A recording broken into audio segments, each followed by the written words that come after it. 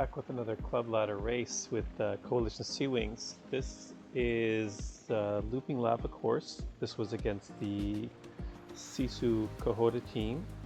We've raced against these guys before in ladder. One of the teams that's close in around us on the rankings, and it's usually a pretty close race. And they're a really good crew to ride with, race against. They always race smart, race fair, and race with some of these guys in these races and outside these races as well. This club puts on a really interesting stage race a couple times a year, so I raced with some of these guys during that 5-stage race in October.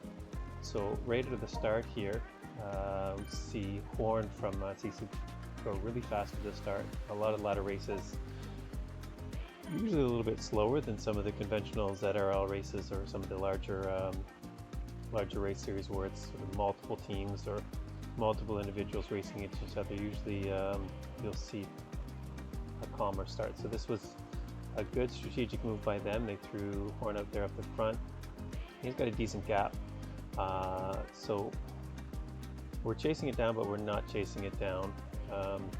We'd like to let him burn his matches, tire himself out up there without getting too far out the front, because it's really hard to stay away solo unless you're really that much stronger than everybody else. And if you were that much stronger, he'd be in a higher class. So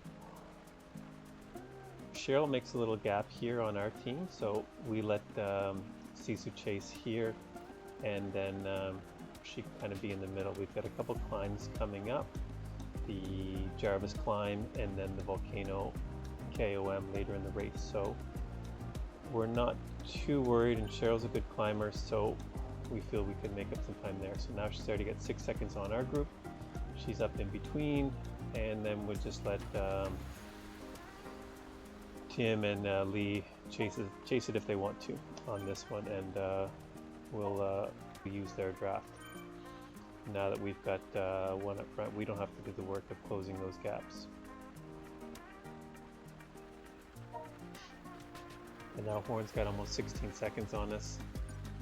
Looking at his power profile before the race, we were a bit surprised that he made this move, and now they're starting to push a little bit more. So got to make sure that we're not losing it. We're catching up to Cheryl here. That's fine, and we're just about to roll into the KOM here.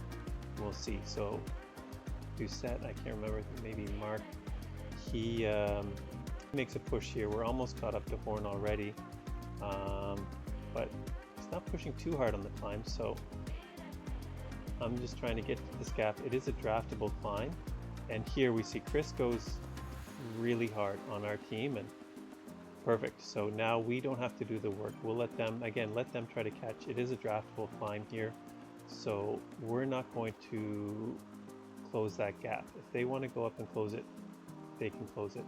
It's fine. So we'll let Chris develop that gap. Again, he's going hard, but it's not, like, again, it's 4 watts a kilo. He's not crushing it, so, but he's still got a 10-second gap, which is good. Coming out of that climb with a 10-second gap would be great. So we'll see what they're doing. They don't seem to really want to close it too much. They seem to be content to let that gap go out. No one's really chasing it down. Part of their strategy, perhaps. Hard to say, but we're quite happy to let Chris go up front. He's a strong rider on our team, so we're quite happy with here. We're coming up to the last little part of that climb. I've got a feather gap, and so here I see some of them going. I think just try to give it a go over the top, see if I can create some sort of gap. I've pushed some of their guys off the back on the, like, sort of towards the back of the back, gapped them. Horn and Brown seem to be having some problems, so I didn't think I was going to drop the guys at the front of the pack, but at least create a gap for some of the people at the back. So 2 cyclists had come up, and I'm not going to push too hard to try to close the gap to Chris, but I just didn't want to get gapped when 2 cyclists came up behind me. So next, he's a pretty big guy, so his raw watts are going to be bigger than mine, and going downhill, he's going to have the advantage.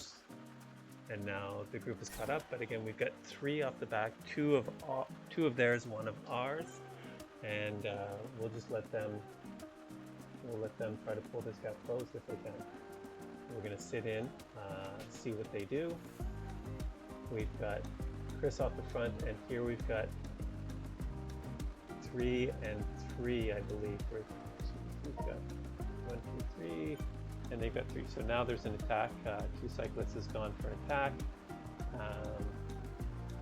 Just at the bottom of the hill. 2 sets coming up as well. I'm a bit tired after that little attack up the front, so I'm not able to push. You can see the heart rate is still quite high. I can't push too much, and it may be because I did one of the dirt races the day before that just didn't have a lot in the tank left. But we're catching up to Chris. He had sort of communicated to us that he was running out of gas after that attack on the earlier hill, so we're gonna try to take over from here. Ragsdale seems really strong up the climb, so we're just trying to hold on to him. We see Chris got gapped a bit, Brown is gapped with him, they're together. Steven and Horn are off the back together, so we've got a couple groups already forming on the road. And so we're just gonna play it up at the end, but which is great going up the climb. Not the best part to have, but that's how it goes sometimes. So we've got 3 and 3 up front here. They've got 2 strong riders. Ragsdale is really strong on the climb here. I'm just trying to hold on. I'm not planning to do any attacks on this climb just because, again, the legs weren't there, the lungs weren't there. It was just one of those nights of hold on as best you can. Before the race, I had told Cheryl and Carrie that they were going to do a great job on the climb. They kind of laughed at me, but turns out they did a fantastic job. They really kept the race together for us here. A little bit more on the climb. I always forget how long this climb is. It just drags and drags and drags, and you sort of get a flat spot and go, oh, it's just around this corner. No, there's more. There's more. So we're starting to get a little bit of a gap, 1 second to the 2 seconds. It's looking good. So we're going to keep pushing what we can. Ragsdale keeps pushing on the front, and so he's got 2 cyclists and 2 sets. So now we've got 3 and 1 up here in the front group, but he is really strong and just gapped us. I couldn't pull that gap closed, but we've got 7-8 seconds to the group behind. So I'm just here trying to stay with Cheryl and Carrie so that hopefully over the top we can get that 3 of us together and we can maybe be able to catch up, but I'm really struggling. The heart rate is still really high. Don't want to go crazy. We've got a decent gap to Doucette and 2 cyclists, so they go up ahead. I'm 4 seconds back. I'm not going to close that, and I let them go up. They're not too far behind. They've just got 5-6 seconds to Ragsdale. So here I'm gassed and going over the top. So I don't think at this point, I'm not thinking that I'm going to be able to catch that group. It's they're 14 seconds up on me. They're 2 versus 1. Doucette and 2 cyclists are starting to catch up. So my thinking at this point is push, but I'm not going to hold off those 2. They're bigger guys than me. They're going to have the advantage on the downhill, so I don't push crazy hard on this. Now they're already, like you see, they're already 4-5 seconds back. I'm just going to keep going enough, but I don't want to push and bridge that gap up to Cheryl and Carrie, because if we get in a group with these 2 big guys, Cheryl and Carrie who are smaller, and me who's also smaller than 2 cyclists and Doucette, then we're going to be in a tough spot. So I just figure I'll let them catch, sit on as best as they can, but here's the problem. I don't have steering, they do. And so I've got stuck outside the draft. I'm trying my best to hold on, but once you get outside the draft and you don't have that, especially against bigger guys on the downhill, you're in a tough spot. So now it's still me and 2 cyclists here. So Doucette's too far up the road. I doubt I'm going to catch him. I don't want to bridge too much. I'm just hoping that Cheryl and Carrie can stay away over the next 1.5 kilometers to the finish with 10 seconds. So they're working hard, they're doing it. just, oh, here's a little push trying to make some space, but two cyclists is on it, comes past, and now with less than a kilometer to go, we both start playing the who's going to lead out game. We've sort of seeing the power profile. He's a strong sprinter, and I'm just hoping that I'll be able to get the jump.